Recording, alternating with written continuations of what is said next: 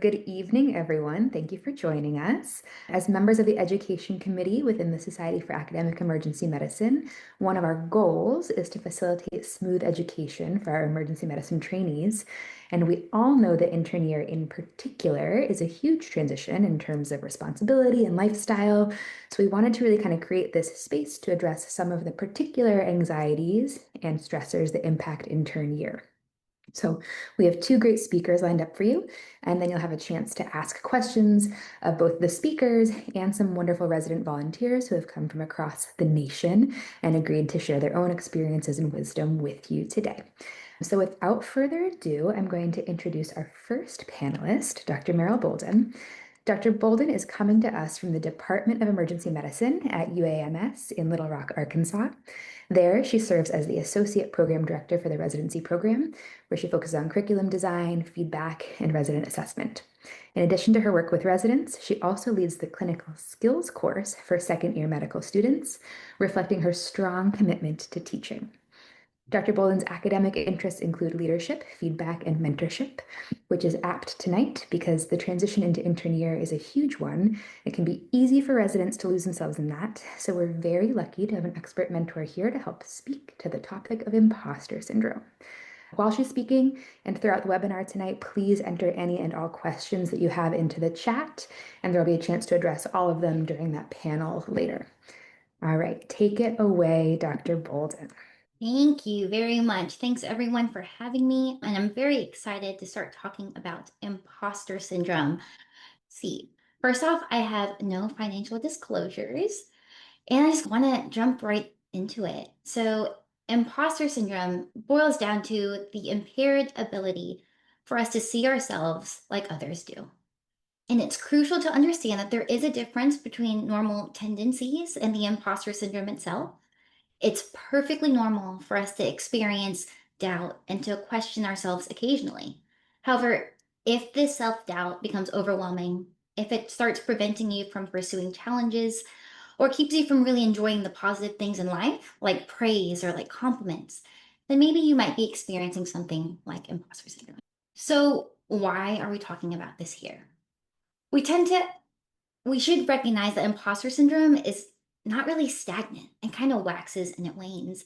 And like Dr. Jamie Field mentioned, it kind of flares up during times of stress, times of change, or really times of transition. We're uncomfortable during these periods of time. It challenges us and it pushes us to grow. And sometimes that's when imposter syndrome can really sneak in, which is really why we wanted to talk about this here.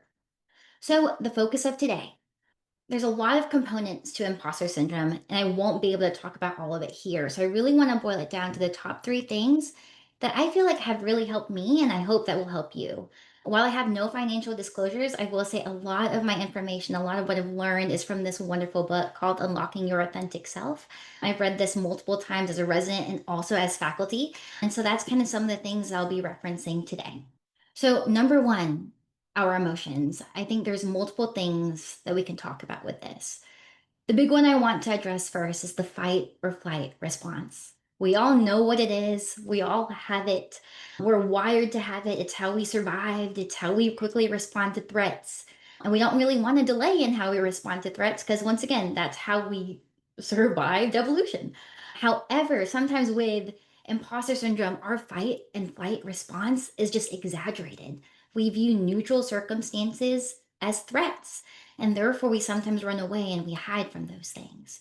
So just understand that that is normal, but sometimes in imposter syndrome, it can feel very big and very scary.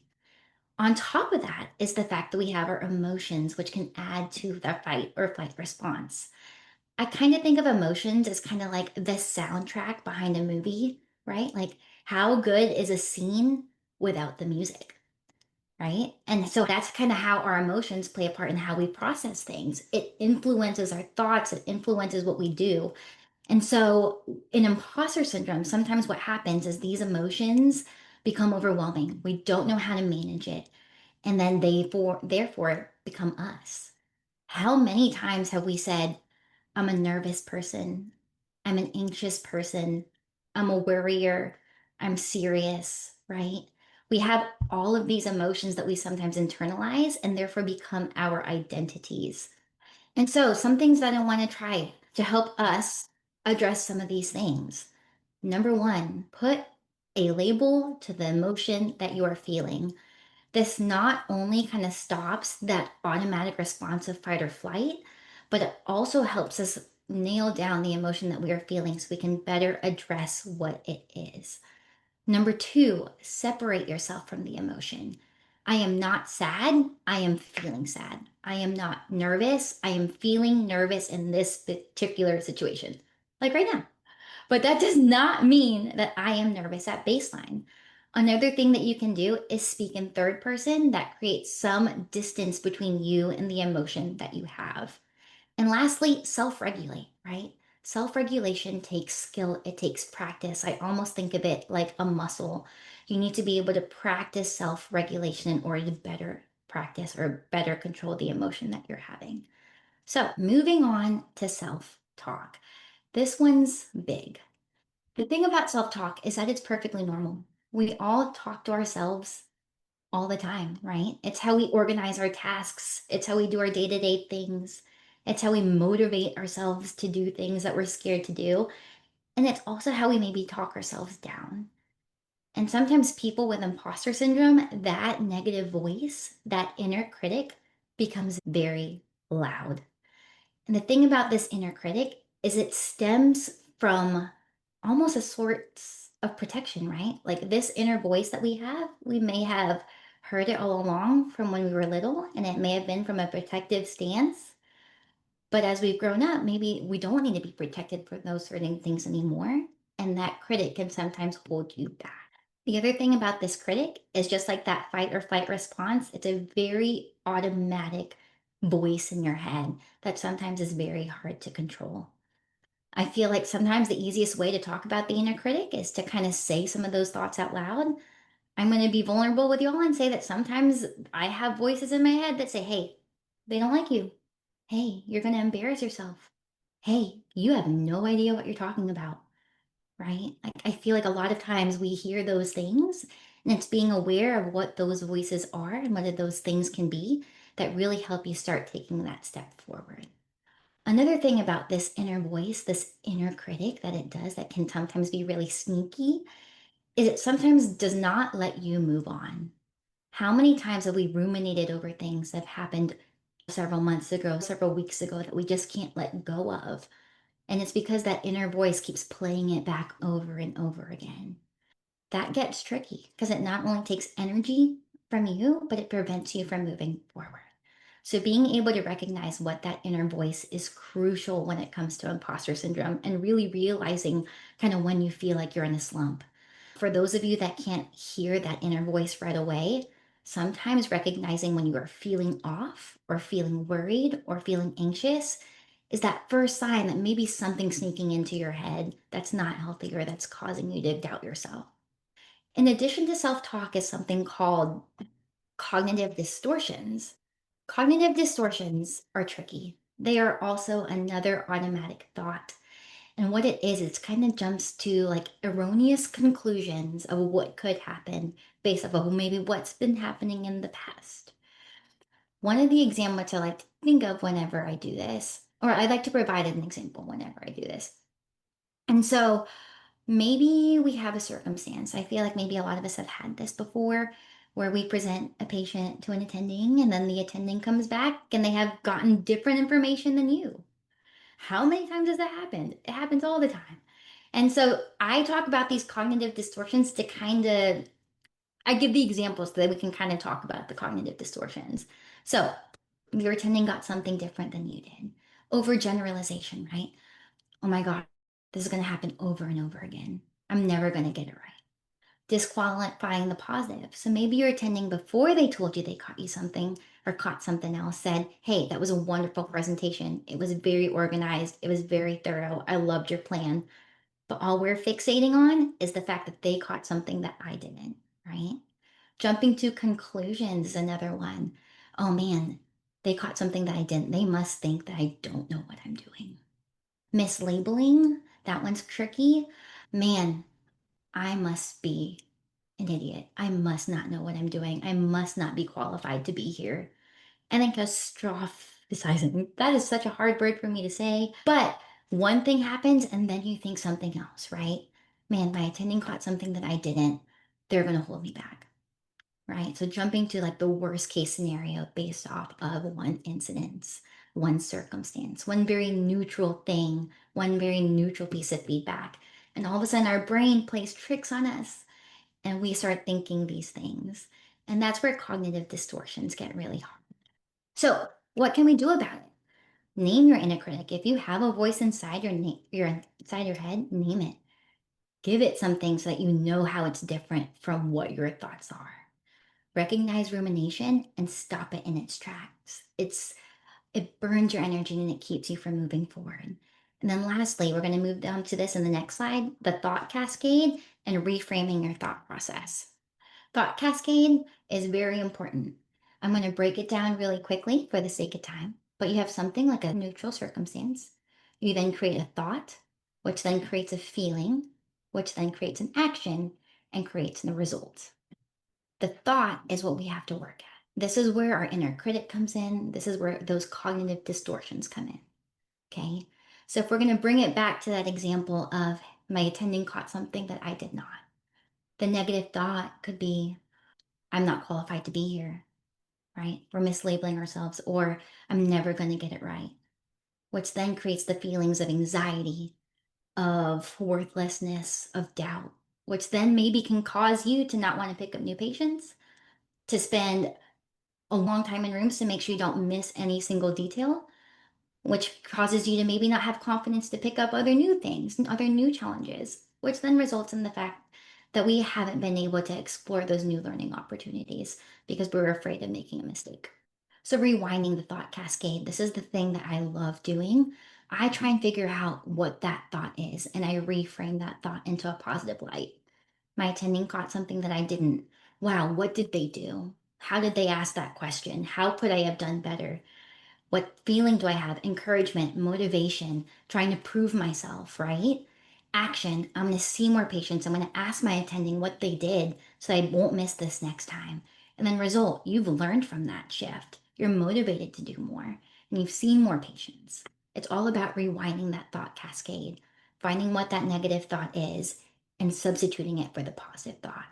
This takes time and this takes practice, but the first step is awareness.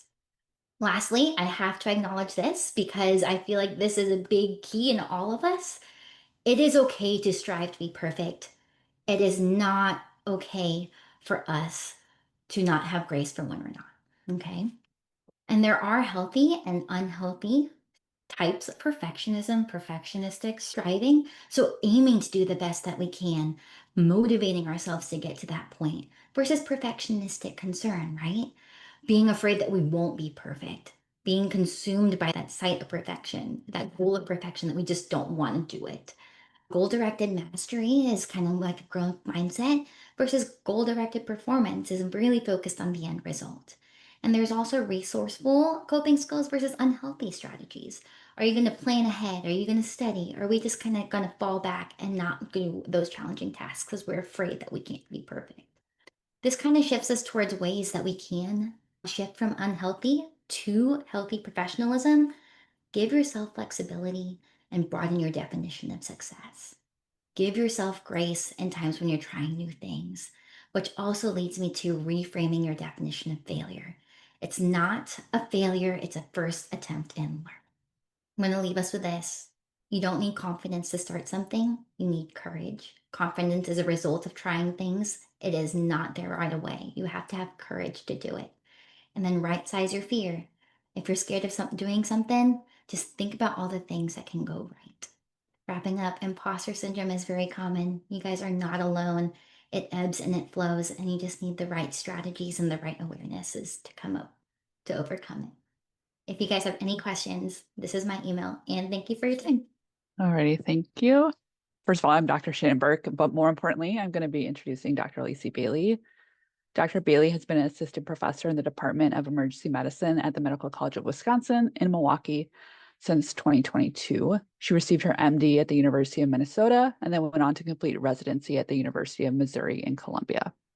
Following residency, she did a fellowship in medical education and simulation at the University of Missouri in Kansas City. At MCW, Dr. Bailey serves as a core faculty member for the EM residency and is the Graduate Medical Education Simulation Director. She has also served on the Foundation's 2 development team for Foundations of Emergency Medicine and as a track chair for the Core to Academic Assembly. Dr. Bailey today is going to introduce some tools and techniques to help us become successful in managing our time inside and outside of residency. So without further ado, here's Dr. Bailey. All right. Hello. You guys can all hear me okay? Perfect. So thank you, Dr. Burke, for the introduction. I think my real credentials for time management tools should be like recovering procrastinator, chronically late to things. But, those things are things I'm working on. And I use time management tools to do that. So we're going to jump right in. I don't have any financial disclosures, but I do feel like I've struggled a lot with time management in my career, especially early on as a resident. So, as I'm sure you guys have all heard, residency has a lot of different things that you have to juggle, a lot of things that have demands on your time, and that's just at the hospital during residency. It doesn't have anything to do with your personal life outside of the hospital. So, really, when I was a resident, my biggest thing was trying to manage being a resident and getting my tasks done, but also like having time to pursue hobbies that I had lost during medical school and spend time with my friends and actually have a life, not just be working all of the time. And so, my goal today for this talk is really to help you guys understand the benefits of some of these time management tools and be able to apply one of them either in your professional life or personal life. And it's not specific to residency, this could be used at any time. And I still use a lot of these things now. So, imagine this: you're working a 12-hour shift in the hospital. And you get an email from your program director, your program coordinator, reminding you that you signed up to give a talk at tomorrow's conference and you're going to present an interesting case you had a few weeks ago, but you forgot about it. And maybe you remembered, but you just were like, hey, yeah, I'll get that done. I'll get that done. And then you're like, oh, that's tomorrow. Maybe this hasn't happened to you, but it certainly happened to me before. And, you forget a deadline, you procrastinate, you end up working late, you stay up, you finish the task. And if you're anything like me, you get this negative reinforcement that you power through, it gets done, it works out fine. But now you've kind of created this situation for yourself. You're like, well, I guess it all worked out. I can do this again in the future. Except for the lack of sleep and the stress of those 24 hours of worrying and everybody at home that you've neglected, or, you didn't get your workout in, you didn't eat dinner that night, or you didn't get to watch a show with your significant other or go out to the bar with your friends. And so it works out, but it's not perfect, right? So, time management tools are really something that you can use to address some of these stressors and anxieties. And like I said, I'm a recovering procrastinator myself. And so, time management tools really are there to help with the stress reduction. So, you're not doing things in the 11th hour at the last minute. You're increasing your productivity. Not only do you get the talk done, but maybe you make it better and you've had time to practice, or you actually learn something when you're setting up to give this interesting case presentation. It also helps with your improved focus, as people that are in the emergency department love that environment. I'm not knocking it. I wouldn't change it for the world. But I think we have a really good sense that multiple interruptions can really knock your productivity down, right? The task where you're trying to discharge a patient and it takes a couple clicks in less than 2 minutes normally. Well, here's an EKG. Oh, can you order pain meds? Oh, can you address this really quick? All of a sudden, this fast little task that you have for yourself takes 5, 10, 20 minutes. And so the same thing happens outside of the hospital when you're trying to work on a research project or write an email that takes a little bit more focus. If you get all of these interruptions, it doesn't make you more productive. And so some of these time management tools are to help address those things. It can also help you with task prioritization. I think this is a skill as emergency medicine doctors we have for patient care, but sometimes, at least me, I can be really bad about appropriate task prioritization for things that are on my to-do list and things that I need to get done. And then, of course, it helps you manage your time and your deadlines better. Before I jump in, I just want to say one other thing about this is that time management tools are different for everyone. There's no one size fits all. And so you really have to figure out what is the tool or the task management technique that works for you. So all the tools I'm going to talk about are options. Maybe none of them are going to work for you, but the idea is that it introduces you to some options out there so that you can take care of this and feel like you have an approach that works for you, but you sometimes have to try different tools to figure it out. So now imagine you go to work and sit down and you're like, okay, today I'm not working clinically. I'm going to get some of my personal stuff done. I'm going to get some of my administrative stuff done.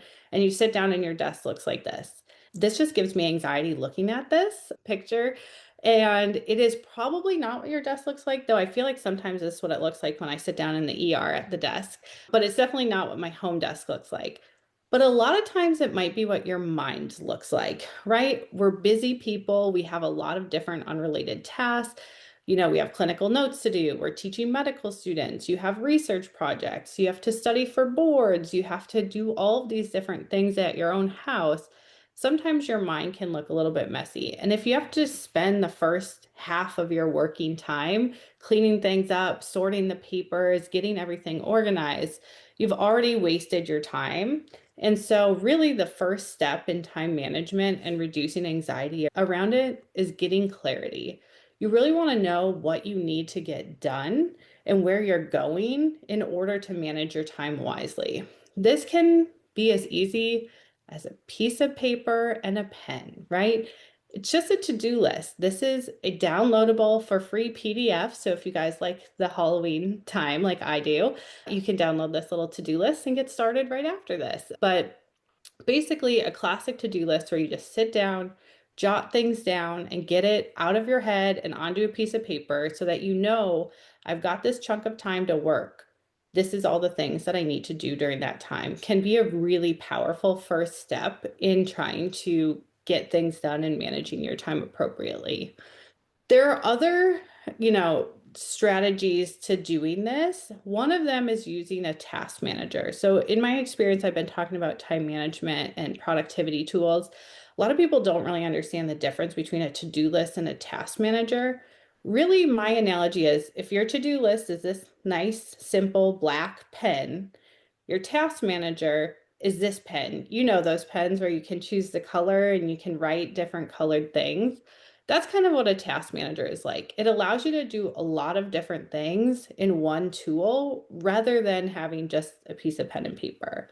So task managers allow you to do project management, scheduling tasks, setting reminders, utilizing tags to say like, oh, I'm working from home today. These are some of the things that I can do when I'm at home, or I'm in a coffee shop. Maybe I can do X, Y, and Z when I'm in a coffee shop. It also has a really robust feature to collaborate. That's like outside of the scope of this talk. But this is, like I said at the beginning, I have no financial disclosures. And so I don't have any, like, I'm not going to get any rewards if you buy this product. But this is the task manager I use. It's called Things 3. It's for Apple products. And you can see here, it's not just a simple to-do list. It has things where you can manage like scheduling things like 7:30, I'm going to go to the gym, or, this is not my actual schedule. I wish I had a vacation in Rome coming up, but you can see some of the different tools that they have. And so whether you're using a pen and paper or an electronic system, a task manager, a to-do list, there's an app for that. There's an app for all of this stuff, right? And so if you guys want, we can go into that afterwards, or you can email me. I have a lot of suggestions. I've tried a lot of things out there, but just to kind of remind you, like, you don't have to start from scratch for a lot of these things. There are apps out there. One of the time management techniques or tools that you can use is called the getting things done method. This is really like your step before you sit down to work. This is a way that you can process this is a book by David Allen, what he calls your inbox. We classically think of your email as your inbox these days, but really this is anything that comes to you that you have to look at, process, deal with. So think about it like the physical mail that comes in your mailbox, the bills that you get. Think about it as a text message that you get sent. Like, I'm sure that, in today's world, all of our residents are using like the group me and text messaging. And so you often get like these tasks that you have to complete in a text message form. So that's part of your inbox. And so the way this works is basically you look at what comes in and you ask yourself, is this actionable or not actionable? If it's actionable, then you want to ask yourself, is it less than 2 minutes? Yes, just do it. This is a simple text like, hey, can you grab coffee next Tuesday? Oh, I already know that I'm not working Tuesday. Yep, sounds good. I'll meet you at Starbucks at 10. If it's more than 2 minutes, you have to ask yourself, is it part of a larger project? If that's the case, that's kind of outside of the scope of this talk today, but that's really anything that's going to take more than one step to do. And you want to kind of put each step through this process on its own. If it's more than 2 minutes and it's not a project, then you want to defer that. So this is your interruption step, right? So this is in the ER where you're like, okay, can I sign that EKG? It's going to take less than 2 minutes. I guess I'll get it done. But am I going to go and like talk to that patient's family member to update them on this new diagnosis of cancer that I just made? Maybe I'm going to just like put that on the next list. Same with emails, right? Like, hey, can you send me all of the data that you've collected for the last year of your research project? That might take you more than 2 minutes to get all of that together. So you want to defer that and put it on your to-do list for dedicated time later. Of course, if it's not actionable, then you just trash it, incubate it, use it as a reference later and move on. A lot of times people really struggle with like, I have a to-do list of 45 items and there's no way I can do them all in one day. How do you approach that? The 1-3-5 method is really good. This is where you choose one big task, 3 medium tasks, and 5 small tasks. You can do this in a daily task thing where you're like, okay, this is today's 1-3-5 things that I have to accomplish, or it could even be a week-long approach. Another approach for people that are visual learners is the pickle jar theory. I'm sure you guys have heard of this. Basically, your pickle jar is whatever unit you're looking at. In this case, it's your time, right? So you have only so much time. Your big rocks are the things that are the most important. You want to put those in first or allot time for them first. And then your gravel, these are your medium tasks. And then your sand, those are your small tasks. You want to kind of fill things up so that your bucket is full and you get everything done. If you go in the reverse order where you fill it with the small tasks first, your pickle jar doesn't get done, right? And the big tasks are the things that get slotted to later. Another approach is what they call eat the frog, which is really for the procrastinators or recovering procrastinators out there like me. This is where you start with your most difficult task. This is the one thing you don't want to do. You get it done first, right? Because otherwise, the most efficient form of procrastination is work. And so we can like answer emails all day, but if you're answering emails, then you're not getting the big projects done. You're not moving things forward. For people that have blocks of time blocking is a really good approach. This is people that are like, okay, maybe I want to study or I want to work on my research project, but it's not one single task that needs to get done. So you can use this approach. The Pomodoro technique is for people that are like me and have a hard time focusing. Welcome, ER folks. This is a really good one, right? 25 minutes at a time, 5-minute break, and you just focus. You turn off your phone, you turn off your interruptions, and you just have this time to work. And then the last one I'm talking about is Parkinson's law. This is not like the Parkinson's we think of in the ER, but this is a law that actually says that a task, it takes the amount of time you give it. So if you have an email you have to write and you have 30 minutes to do it, probably going to give you 30 minutes and you're going to keep changing it. You're going to keep rewording it and you're going to find new things to add. If you give yourself 5 minutes and you say, oh, I got to run to the next appointment in 5 minutes, you're going to get done and you're going to hit send on that email. One of the techniques with this is like go to a coffee shop without your charger for your computer and you will get things done pretty quick if your computer is like, morning, you're about to die. So all of these are just different approaches. Remember, practice makes permanent, not perfect. And so it's just a few different high-hitting techniques that you can try if you're struggling with your time management. But there's a lot of things out there and you have to find what works for you. So if you have any questions, like Dave said, put them in the chat and we're going to have the panelists as well. And so we can answer them. And then I think Dr. Burke's going to share all of our emails, but if you want mine, there it is. Awesome. Thanks, Lacey. So now we'll move on to the panel discussion.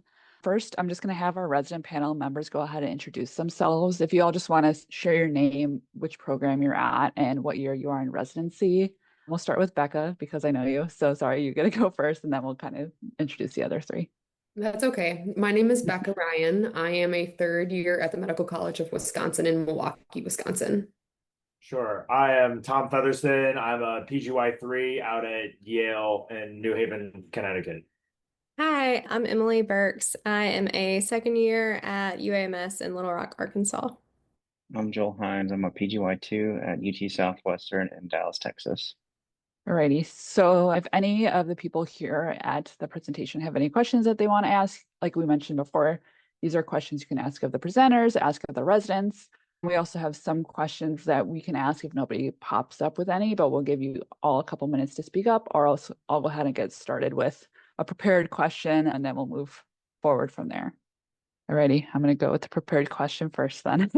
I know it's hard to be the first person to ask questions. So our first question that we have, how did your perception of residency differ from kind of the true reality once you started, or kind of based off of that, were there any big surprises when you started residency? And we can start with whichever one of you wants to speak first, or else I'll pick on Becca again. I can start. I Okay. feel like for me, there were two things. One is I had this perception that it was going to be much more like work and home and like nothing else. And it is to some degree, but there are still a lot of like extracurriculars and extra responsibilities in residency. And so it's really important to kind of carry forward your time management skills that you had in medical school with all of your different levels of involvement. And then the other thing that kind of surprised me in the reality of residency in particular was like note writing and the burden that kind of carries.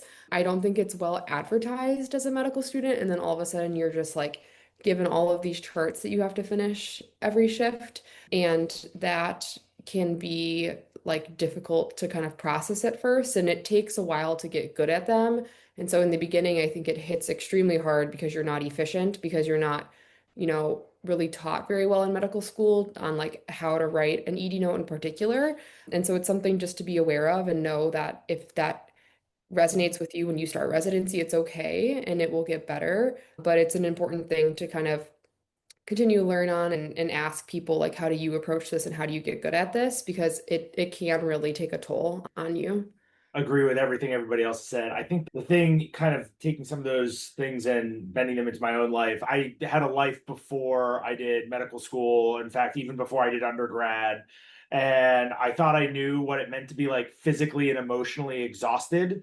And I went through medical school, and while you're kind of on the wards and you're doing your clinical stuff, you see things, but you don't necessarily have to like live with them. You're not doing these procedures, you're not dealing with the life and reality of the pit, as it were. And then you're coming back and you're like, oh, I have to do all these notes. And now you're trying to decompress, you're trying to unwind. And I have two kids who are currently in bed right now. Thank you. And like pets and stuff like that. And just trying not to like bring all of that home, I think was a part of, everyone talks about work-life balance, but really it's, to Lacey's point, it's more like a work-life integration. Like you got to block off the big things. And that also feeds into, for me, I had to learn, I have to like block off my emotional time. And I had to find out like, hey, this is like something that is bringing me joy. This is something that is giving me the spoons in order to deal with a shift or deal with a hard day or even just a long day. And there are things that I thought I could probably have sacrificed that actually, like, those hobbies, those things that make you give you that space to then be better at your job. And I think during my intern year, I sacrificed too many of those things on the altar of I'm going to be the best resident I can be, when in reality, doing those things made me a better provider and made me a better listener, steward to my patients, and steward to eventually my junior residents. So we could, if you guys want to speak on that same topic, or I could ask the next question. This is a question from the chat. So the person said, I've always been slower to integrate stuff into my master algorithm. Can any of you speak to how that process has been in your residencies? And they were specifically talking about feeling nervous about integrating didactic info and other pearls from their attendings into their practice. I can just say, to take some of the things that were brought up in some of the other talks, is, you'll have to forgive me. Has anyone here seen like Parks and Rec? I know I only have the adults on the panel, but there's a great Ron Swansonism, so I shouldn't get in trouble because I'm just quoting Ron Swanson, is that you should whole ass one thing, don't half ass two things. There are a million resources out there to study. There are a million ways everyone's going to tell you this is what I do. You should take that time during the first couple parts of your intern year to experiment, try different things, try and find what works for you. You'll have people, depending upon your program, some people like swear, all I do is Rosh review. Some people are nerds and will still do Anki. Some people do the Cornell method of like note taking, and like everyone's going to tell you, I read Tintinalli's or I read Rosen's cover to cover 3 times. And I'm going to tell you right now, do not talk, speaking of imposter syndrome, do not feel bad about everything you hear everybody else do. Find the things that makes you better. And I could say, for instance, me, I was poking fun at the Anki nerds. Same one. That is me. I went through Rosh review all the way through during my intern year. I made Anki, and because I was talking about things that gave me joy, give me spoons, I'm a distance runner. And as much as it crushes my soul to do it, I found the best way I could kind of integrate these things is I would do Anki while I ran. I would do flashcards while I ran. I would listen to podcasts while I run. And I found when I tried to add more than those kind of two things, I started to fall apart. So now that I felt a little bit more confident in my practice, I will like read like 1 to 2 papers that are kind of in my bailiwick a week. I'll do like an ECG weekly here and there, but I don't add on to my study materials. I have like, this is my repository of knowledge that I draw from. If I need to go a little bit deeper, I'll dig into open evidence or I'll dig into something like that, which we can always talk about. But I think the best thing in terms of integrating these things, to bring it back to your question, is try a couple different things and then try and just focus on doing them deeply instead of doing a lot of things shallowly. I think those are all really good points. Another thing too is I think with EM specifically, like a lot of your didactics and things of that nature are going to kind of naturally integrate into your practice. So I think that transition will probably be a little bit smoother than it maybe was in medical school, where some of your lecture material and things of that are so far removed from whatever you're like seeing every day clinically. But yeah, I think those are good points because I fall into the trap of like if I see that everyone else is studying with a particular like in a particular type of way, I feel like I have to study that way to be successful. But I found kind of towards the end of med school that like what works for me doesn't necessarily work for everyone else. And I think that's kind of ties into the imposter syndrome kind of thing of like it's okay if what works for other people doesn't work for you. Like it's okay to choose what works for you and stick with that and kind of commit to that. It doesn't mean that you're not going to be successful just because you're not doing what everyone else is doing. It's also a theme tonight to give yourself some grace on this because I, like you, I'm going to hear it once in didactics. I'm going to forget about it. I have a hard time learning on shift, and attending will tell me something. We get distracted in the ED. 5 minutes later, I've already forgotten about it. I'm the type, I need to do what Featherston does. I need to take time to just, listen to some podcasts, watch some lectures, maybe read on it and just chew on it on my own time. We're all going to have our downfalls, but just have some grace to yourself, trust the process. 3 to 4 years is a long time. It's okay that you don't know something right now. It's your job to show up on time. It's your job to, be teachable. It's the attending's job. It's the curriculum's job to teach you. And it does work. The process does work. It looks like we have another question in the chat, and thank you guys so much for all your answers. I think a lot of people worry kind of about making mistakes, right, in the learning process. And somebody asked, how do you mentally manage or process mistakes when you make them, like while continuing to learn? One of the biggest things that we talked about, I think at the start of my intern year, was growth mindset. And so that kind of helps me when I make mistakes of being like, this isn't what I'm always going to be. Like, yes, I made this mistake, but it's an opportunity to learn and an opportunity to grow. And at first that was kind of frustrating because it's like you're constantly working on yourself. But I think eventually you start to see it and have a little bit more peace with those things and kind of reframe how you think about everything. So that's kind of something that I tend to anchor on and try to remember, even though it's difficult at times. I agree about the reframing thing. That's what I was going to say is I feel like it's all about how you kind of like mentally approach your mistake. And if you just remember that like it's silly to expect yourself to know something that you've never experienced before, like that's an unrealistic expectation in any part of life. And so you shouldn't hold yourself accountable to that expectation in our job. And so if you just reframe your thinking and say like, I didn't make a mistake, I just learned something new, then it's a lot easier to kind of move forward and go on with your day. And like also remember that the more senior you get, that doesn't mean that like you stop making mistakes or you stop learning, right? Like I just had a really difficult airway 2 days ago and I was like, oh my gosh, that was unexpected and chaotic. But like I learned a new technique or I like, learned how to re-strategize and like change my tactic like when I wasn't expecting to. And so you just have to remember that like it's not a mistake, it's just learning. I don't see any more questions in the chat, but there are a couple more on the list that we have for you guys if you don't mind answering a couple more. In terms of, stress management, what techniques have you guys found that actually work for you individually? Like when you're feeling really stressed out, what are ways that you cope with that? Go ahead. Go ahead, Dr. Ryan.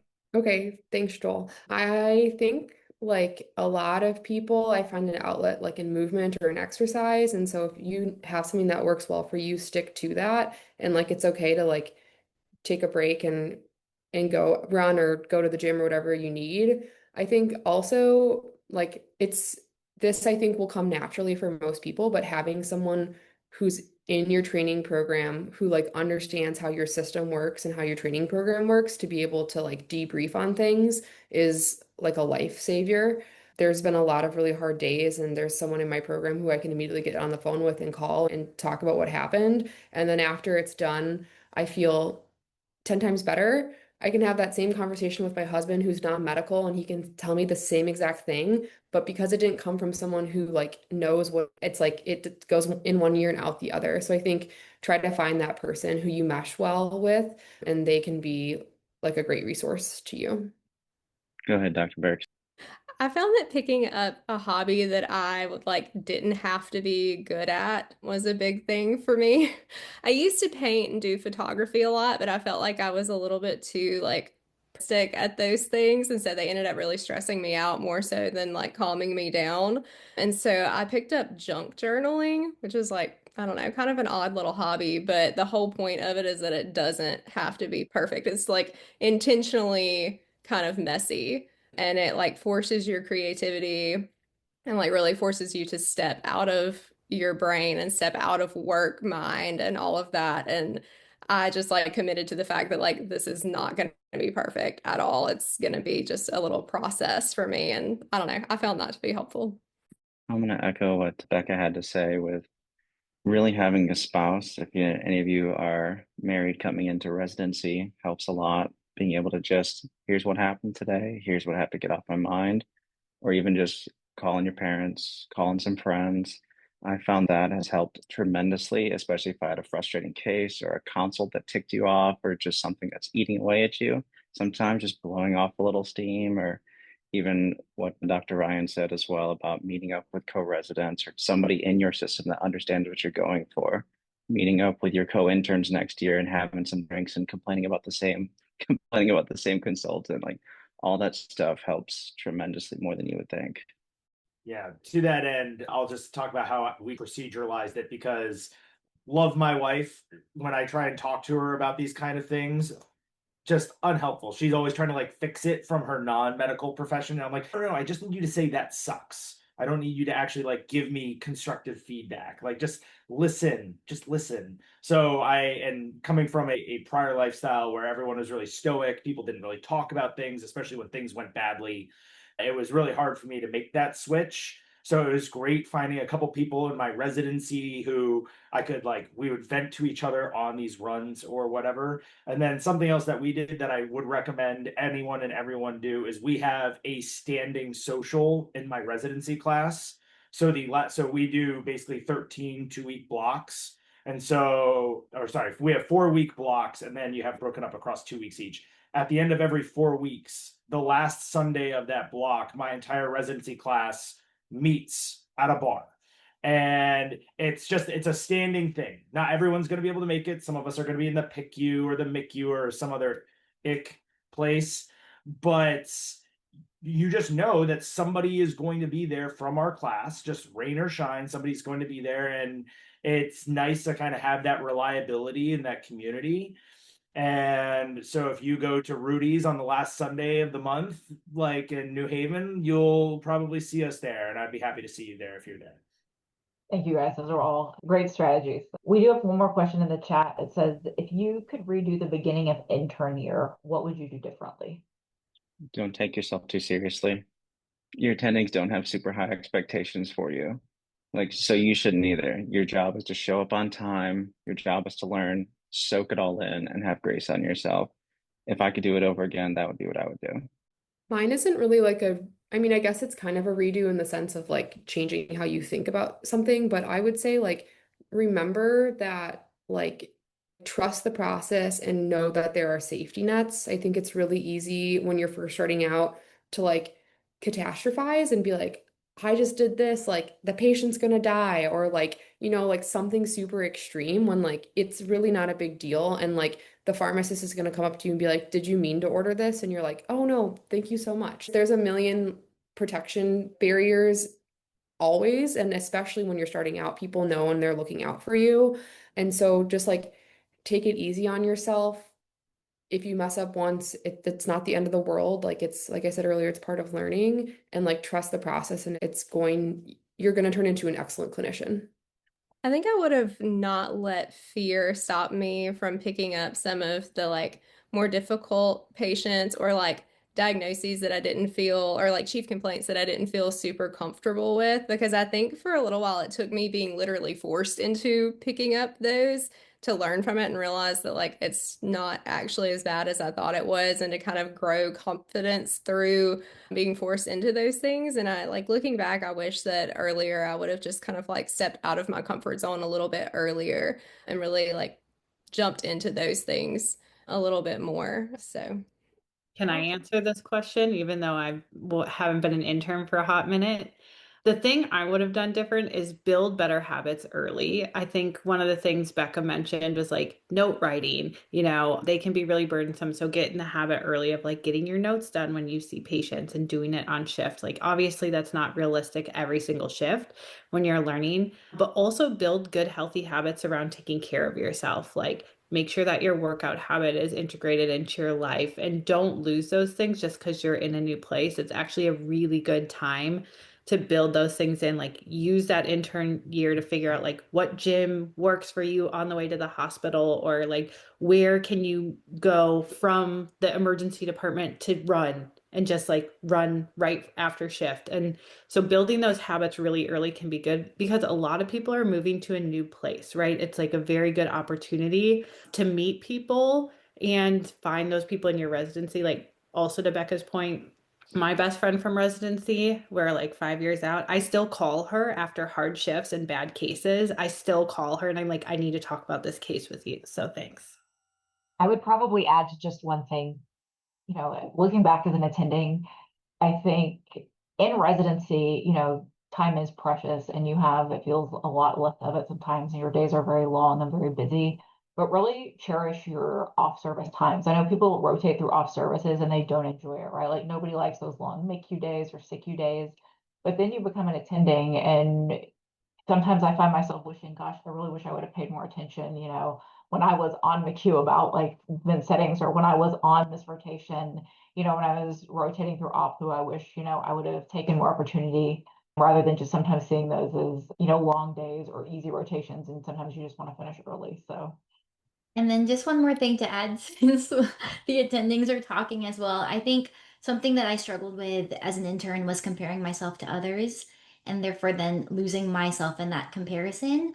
Remember who you are, that you have your own strengths, and that you deserve to be where you are. I think oftentimes when you fall into that comparison, you struggle and you keep thinking that you're not good enough. Something I wish I did as an intern is to remember that I was good enough and that there is a process to that. And that kind of circles back to all the questions that everyone was having, of just giving yourself grace. And that's what helps you let go of that mistake, that's what helps you continue to grow, is just remembering that you deserve to be there and that you've worked hard to be there. I don't see any more questions in the chat. Does anyone else, any panelists want to add Any final sage wisdom for anybody? I mean, I think people hit on a lot of stuff, right? I think one of the main things that we all feel going into these transitions, whether it's starting out residency or starting, as an attending, you'll kind of hit these different milestones throughout your career forever, right? Until you retire, and then that'll be a whole new transition too. But always, we talked a lot about giving yourself grace, understanding that you're learning, everyone around you is learning, everyone has their different ways of doing things. So you can only do what works for you, right? And give yourself whatever time you need to achieve those things. And that these whole organizations were built purposely to support you, right? In these processes, right? Residencies exist for a reason, right? These people are all there to help you. And so, use them, right? Use your peers to help support you when you need peer support, when you feel like you need to speak with an attending or a different staff member, right? Like we're in the ED, right? We have the blessing of being able to work really closely with our other staff, like our nurses and our techs and everybody like that. Not every single residency has that benefit.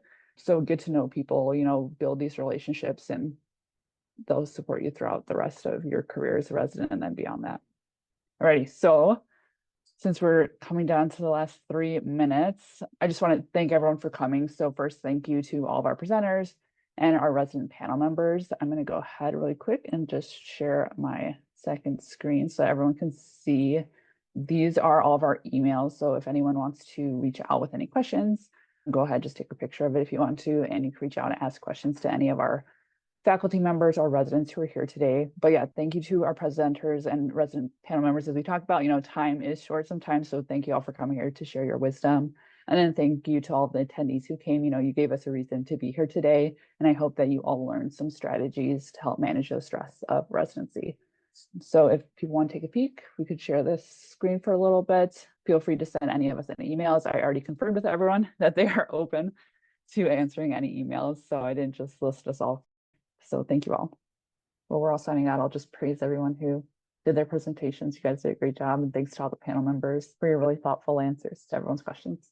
I think everyone has left besides us. So good job, everyone. Thank you. Strong work, team. Awesome. Thank you all. Y'all have a great Thanks so night. much.